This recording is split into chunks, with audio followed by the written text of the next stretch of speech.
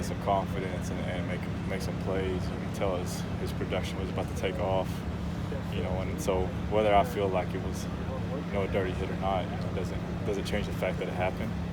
And so right now, Mike and I have talked, and it's all about attacking this rehab process.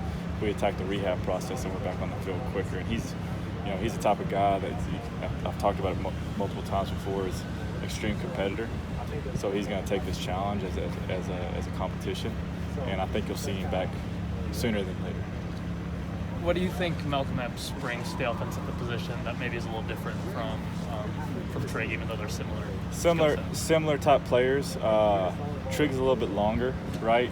I would say, Epps is a little bit longer. Trigg's probably a little bit more dynamic with the ball in his hands, but Epps is a big target, man, and I think Epps is hungry. I think Epps came in to our program extremely hungry, and over the summer had a really, really productive summer, and through fall camp was about to, take off, and had a little toe injury that kind of set him back.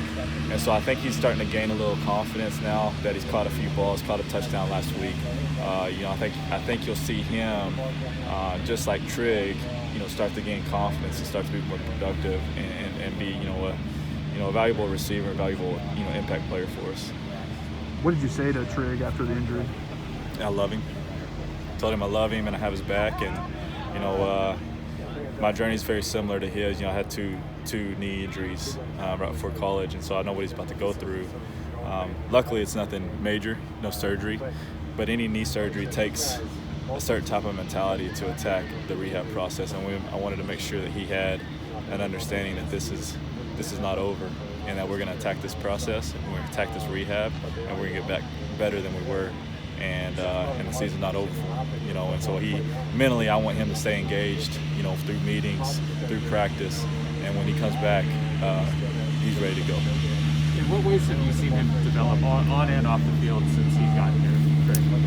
Yeah, I think, anytime you come that far away from home, there's some major changes in the way you live and the way you go about your day. So I think just college in general for a freshman, is obviously a shock. And so with him being away from home and becoming his own man, I'm pretty proud of the way he's developed, not just on the field. Obviously on the field he's done some good things, but off the field, I think he still has some work to do, just like any other freshman does. But he's a guy that you love being around him because he has a presence of, this guy is almost fun to be around. And so that you can see his teammates, he's always got people around him because they love Mike. Everybody loves Mike. But also he knows that he needs to be pushed in certain aspects of his life.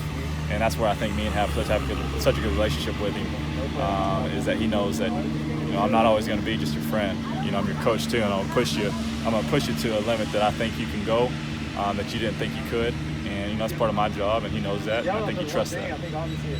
How different is the playbook now versus when you guys first got here?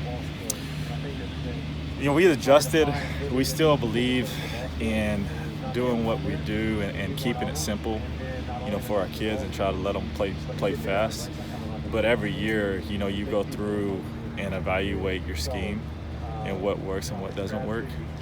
And so we've changed. We've changed some things. We've taken some things out. We've added some things. We don't want to continue to have things in our book that that we're not either hitting, it's not working, people are covering up well. Maybe Keaton or Jackson's they don't like, they don't see it like we see it. And so, I think you're always continuously evaluating your playbook, but you also know there's been a lot of work put in through the summer, through fall camp that you're good at, right? And sometimes on Saturday it may not look like that plays very successful, but you don't know, as a fan, you don't know, okay, the left tackle busted, but we had 3 people open, or he took a sack because he was a little hesitant to throw the football when the primary read was open. So I still think that we have good quality scheme. I believe in it. Graham believes in it. I think our kids believe in it, and I don't think we're broke here. We're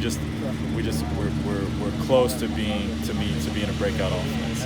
We're close because you've seen us put up. We put up numbers. We got to score in the red zone. We got to score in critical situations, right? If you look back at our games, the final 4 minutes of the first half and the first 4 minutes of the second half, Graham always says dominate the 8. We've lost games in those 8 minutes strictly because when we get opportunities to go score, we don't score, and the other team does. And so we put ourselves in a hole it's tough to dig ourselves out of in those 8 minutes, and we got to figure out how we can be better in that situation and better at finishing in the red zone. What have you thought of Jackson's progress over the past couple weeks? I mean, he's just like Trigg, man. We had the same talk.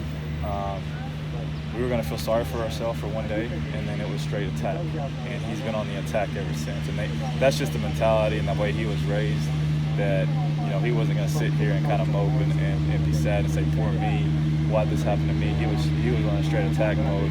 And both of those guys, him and Trigg, are kind of, they're athletic freaks, to be honest with you. And so I think they're going to heal a little bit faster than a normal person would.